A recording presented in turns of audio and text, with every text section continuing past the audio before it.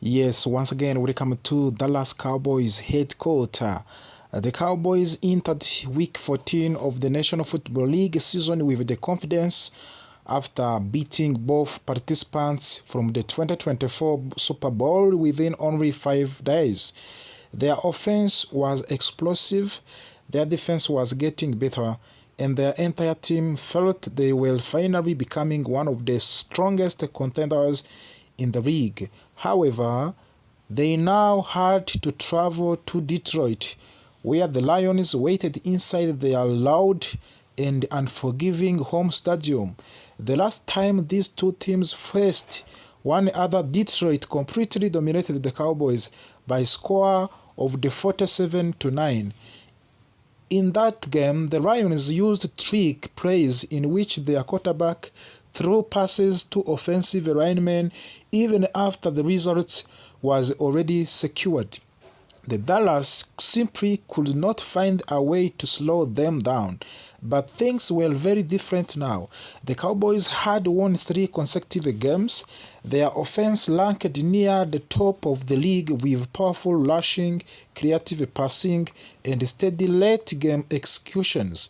Their defense also transformed after the trade for the defensive tackle Quinnen Williams, who immediately added strength, energy, and leadership. Meanwhile, the Lions did not look like an unstoppable group they were the year before. Without offensive coordinator Ben Johnson calling plays, the system lost rhythm. Injury made it worse, especially losing tighter end Sam Leparta and wide receiver Amon El Esther, blown 2 of their best weapons. Even with their issues, Detroit still had dangerous playmakers such as wide receiver Jameson Williams and running back Jameer Gibbs, and they always played through inside their home stadium. But the Cowboys reviewed their victory over the Kansas City Chiefs and realized there were several areas that still need improvement, even though they escaped with the narrow 3-point win. Weaknesses were exposed. If Dallas wanted to beat the Lions, they could not afford to ignore these problems. The coaching staff identified 3 major issues: starting field position for the offense, red zone defense, and run defense. Fixing these areas was essential before stepping into Detroit turf. The first issue was starting field position. In their game against Kansas City Chiefs, the Cowboys began most of their offensive drives deep inside their own territory. On average, they started around 17 points 8-yard line. 6 different drives began inside the 20-yard lines. 2 of those drives began even inside of the 5-yard line, and 1 began at the 10. This created heavy challenge because long drives require perfect execution, discipline, and patience. On the other hand, the Chiefs averaged starting of the 35-yard line and never opened a drive inside their own 20. The type of the field position gives an enormous advantage because offenses can use more parts of their playbook and feel more comfortable taking risks. The Cowboys managed to push through these disadvantages and still score enough to win, but doing that every week is nearly impossible. Long fields demands too much from an offense, especially late in the season when fatigue breeds up. For the Dallas to perform well against Detroit, they needed better special teams, returns, smart decisions on kickoffs, and strong blocking on the punt returns. Improving field position would allow these offenses to start faster and avoid unnecessary pressure. The second major issue was red zone defense. Even though the Cowboys' defense had improved in almost every other area since Quinnen Williams arrived, the red zone remained their weakness point. The Philadelphia Eagles reached the zone 3 times and scored touchdowns on all 3 trips. Only 4 days later, the Kansas City Chiefs also reached the zone 3 times and scored touchdown every time. Allowing 6 touchdowns in 6 attempts is extremely dangerous, especially for the team hoping to make a playoffs run. Red zone defense is often the difference between winning and losing games. It requires discipline, strong communication, and tight coverage because the field becomes shorter and the passing windows shrinks. Every missed tackle or blown assignment becomes more costly near to the goal line. The Cowboys needs to treat red zone defense as priority. Improving that area could turn touchdowns into field goals, and those small differences often decide the outcome of the tough road games. The third issue was run defense. In the 2 weeks before playing the Chiefs, the Cowboys did not experience job stopping powerful running back Ashton Genty and Shaquan Barkley, but the Kansas City Chiefs, their run defense appeared less confident. They might have been too focused on preventing Patrick Mahomes from throwing deep passes, which opened space for the Chiefs' running game. 4 different Kansas City players averaged more than 4 yards per carry. The Chiefs' running backs alone gained 4.3 yards per attempt, not including Patrick Mahomes scrambling for the 30 yards on the 3 runs. The Lions relied heavily on running back Jahmyr Gibbs, who was explosive, fast, and extremely difficult to tackle in open space. If the Cowboys could not control the line of the scrimmage, Gibbs could become the deciding factor in the game. Improving run defense required filling gaps more constantly, shedding blocks fast, and securing tackles with 2 or 3 defenders instead of relying on one person. As the Cowboys traveled to Detroit, they understand the importance of collecting these weaknesses. Field position would help their offense stay balanced. Better red zone defense would protect them from giving up easy points. Strong run defense would remove Detroit's most dangerous weapons. The team studied film, practiced situational drills, and communicated more clearly during the preparations. Players knew the challenge ahead was serious, but believed they were steady and ready. The shutdown in Detroit would not just be another regular season game.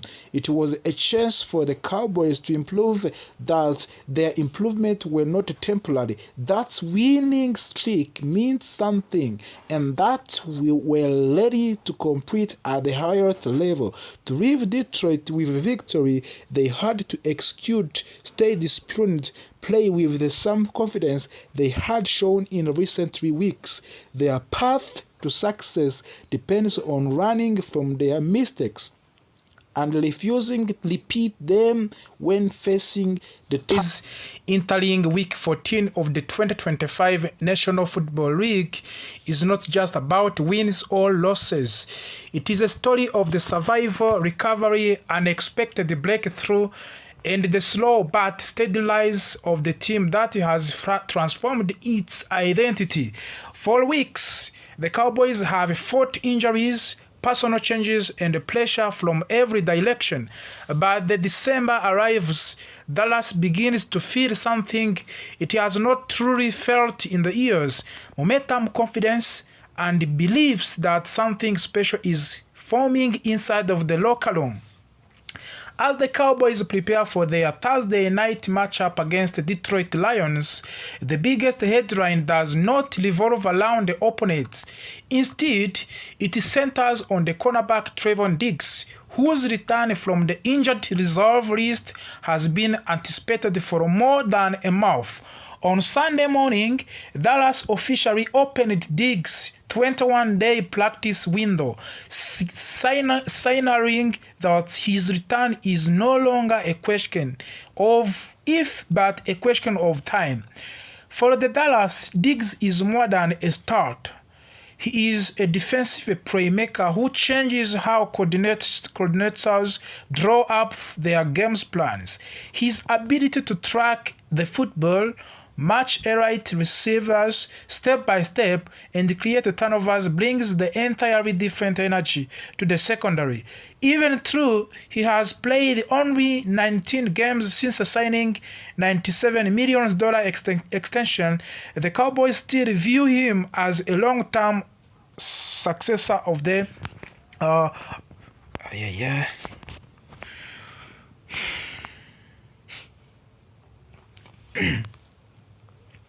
Yes, once again, welcome to Dallas Cowboys headquarters. Today, we brings you a hot news about the Dallas Cowboys as the Cowboys prepare for their Thursday night matchup against the Detroit Lions. The biggest headline does not revolve around the opponents. Instead, it centers on the cornerback Trevon Diggs, whose return from the injured reserve list has been anticipated for more than a month. On the Sunday morning, Dallas officially opened the Diggs 21 days practice window, signalizing that this return is no longer a question of if, but a question of when.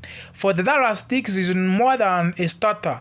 He is a defensive playmaker who changes how coordinators draw up their game plans. His ability to track the football, match a right receiver step for steps, and create turnovers brings entirely different energy to the secondary. Even though he has played only 19 games since signing $97 million extension, the Cowboys still view him as a long-term successor. This season, the secondary has been tested in a way no one expected. Kylen Carlson has battled a difficult hamstring injury. Dallon Bland briefly exited the Chiefs game with foot issue. Lucky Shavon Levels unexpected thrust into a major role, played 100% of the snaps last week in only his third career appearance. The Cowboys have survived the turbulence, but returning Diggs would strengthen their depth chart dramatically as playoffs pressure increase. While Dallas celebrates good news in the defensive backfield, the offensive line faces a more frustrating reality. Tyler Guyton, the starting left tackles and one of the team's most important young pieces, is not expected to suit up against the Lions. His high ankle sprain suffered in a week. 12 continues to limit him, and the coaching staff does not believe the short break after the Thanksgiving victory over Kansas City will be enough. This season has not been easy for the Guyton. He missed a lot of training camp and preseason with a bone fracture in his right knee. Now, a second major injury has slowed him again. Offensive coordinator Brian Schottenheimer has publicly admitted that the situation does not look promising. Yet, in the middle of the disappointment, a silver lining has begun to shine. Nate Thomas, who stepped in against Kansas City, impressed both coaches and the fans with his composure and physicality. The young tackle has appeared in 12 games this season and started twice, showing steady improvement and reliable techniques. His emergence softens the blow as Guyton continues to heal. The Lions enter Thursday night with their own issues. The most significant involves the wide receiver Amon Elset Brown, who left the Thanksgiving game against the Green Bay Packers with the ankle injury. Early reports suggest he could be lost for the season, but later evaluation showed the damage was not that severe. Still, head coach Dan Campbell described his return as week to week, making it highly unlikely that he will face the Dallas Cowboys. Detroit offensive line situation is also fragile. 2 starters were out of the against Green Bay, while the remaining 3 appeared on the injury report. The team hoped retired center Frank Legno could return to stabilize the unit, but failed physically ended that possibility. With the weakened offensive line and limited receiving depth, the Lions face major pressure entering this matchup. As national analysts watching Dallas plays, many agree that the team has not only changed but improved dramatically. Former New England Patriot wide receiver Julian Edelman, speaking on national television, explained why he highlighted three defensive players in particular: DeMarvin Overshown, Logan Wilson, and Quinnen Williams. Overshown sideline speed has become one of the most visible strengths on the team. His instincts allow him to chase ball carries on open space and disrupt the rhythm of the opposing offenses. Logan Wilson, a mid-season addition, has carved out the versatility role that blends pass coverage, prioritizing the interior line support. And then there is Quinnen Williams, one of the most impactful moves the Cowboys made this season. His dominance inside has transformed the entire unit, forcing offenses to double team him and opening opportunities for edge rushers. Edelman compared the team upward momentum to the New York Giants squads that absent him in 2 Super Bowls. He noted that Dallas looks like a team getting hot at the right time, breeding confidence and identity as a postseason approach. On the offensive side of the ball, quarterback Dak Prescott is quietly breeding a legacy that deserves more attention. Analysts are beginning to notice that his statistical efficiency mirrors that a Hall of Fame quarterback Steve Young.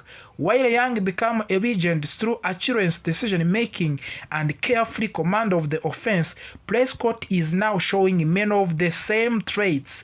The numbers speak clearly. Young finished his career with a passer rating of the 97.8. Prescott currently holds a rating of the 98.6. Prescott has already supplied Young in passing yards and touchdowns at the 10-year mark, while maintaining fewer interceptions. The similarities are striking. They are reinforce the idea that Prescott's best work may still be ahead. His connection with wide receiver CeeDee Lamb and George Pickens has also become one of the most dangerous combinations in the league. CeeDee Lamb's precision and Pickens' physicality force defense to choose between doubling speed or doubling strength. Either option leaves someone uncovered.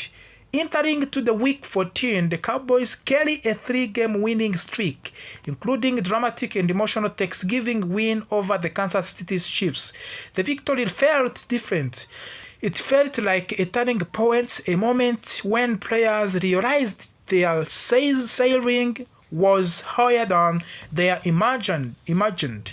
The coaching staff believes in the team growth, the veteran feel it, the young players feel it, and then even the analysts who spent years adapting the Dallas admit that this group looks different, more disciplined, more confident, and more connected. As Thursday night approached, the Cowboys entering Detroit with rising energy despite injury concerns.